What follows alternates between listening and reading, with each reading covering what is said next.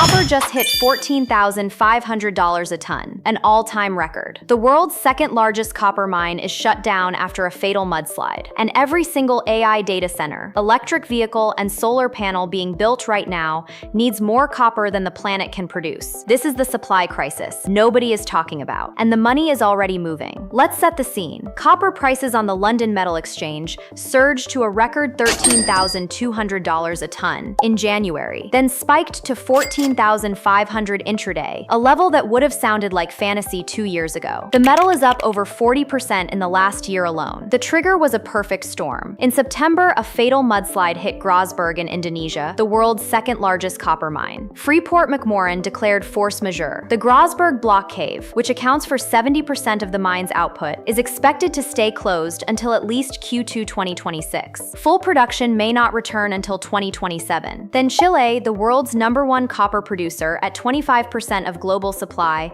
saw persistent output declines. Anglo American cut its 2026 guidance. Ivanhoe's Kamoa-Kakula mine in Congo flooded. Codelco's El Teniente had a fatal rock blast. One by one, the world's biggest copper operations started falling offline, right when demand was accelerating. Here's why copper is different from every other commodity on the board right now. Every electric vehicle needs 80 to 100 kilograms of copper, 3 to 4 times more than a gasoline car. Every AI data center requires massive copper wiring for power delivery and cooling. JP Morgan estimates data center installations alone could demand 475,000 tons of copper in 2026, up 110,000 tons from last year. Then add solar panels, wind turbines, grid upgrades, charging infrastructure, military spending. Nearly everything the global economy wants to invest in right now is copper intensive. And here's the structural problem. New copper mines take 17 years from discovery to production. In the US, the average is closer to 29 years. Even Chile, with 13 new projects worth $14.8 billion planned, won't see meaningful new output until 2028 or 2029. You cannot solve a supply deficit this year with a mine that opens in a decade. BloombergNEF warns that copper demand for the energy transition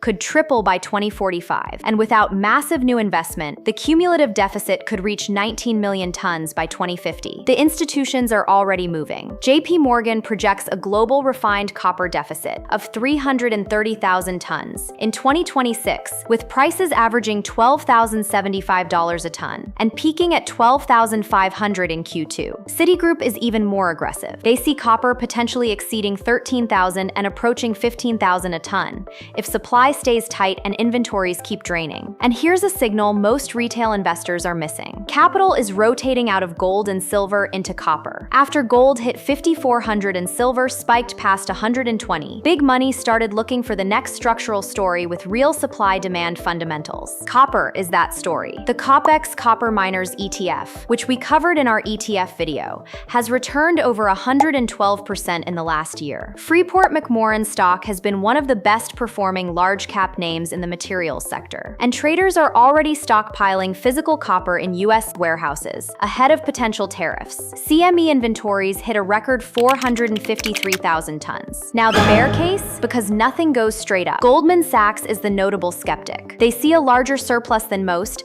and don't expect a sustained move above 11,000 until 2029. They think once tariff uncertainty resolves, the stockpiling trade unwinds and prices moderate. China is the wild card. They consume roughly half of global copper. If Chinese demand weakens further, and Q4 2025 showed -8% year-over-year, that's a major headwind. And US tariffs on copper, potentially 15% starting 2027, rising to 30% by 2028, could distort trade flows in unpredictable ways. This is a volatile commodity. It swings hard in both directions. If you're playing copper, respect the position size. So what's the chaos capital take? Copper is the most important commodity of the next decade. AI, EVs, solar, defense, grid infrastructure, every mega trend converges on this one metal. And the world is structurally short of it, with no quick fix, if you believe electrification is real, and AI infrastructure keeps scaling. Copper is the picks and shovels play for the entire energy transition. COPX for miner exposure. Freeport-McMoRan for the largest pure play. Physical copper or futures for direct commodity exposure. The deficit is coming. The institutions are positioning. The question is whether you're early or late. Gold gets the headlines. Silver gets the hype. But copper is the metal the future literally cannot be built without. The capital markets are chaos. Embrace it and I'll see you in the next video.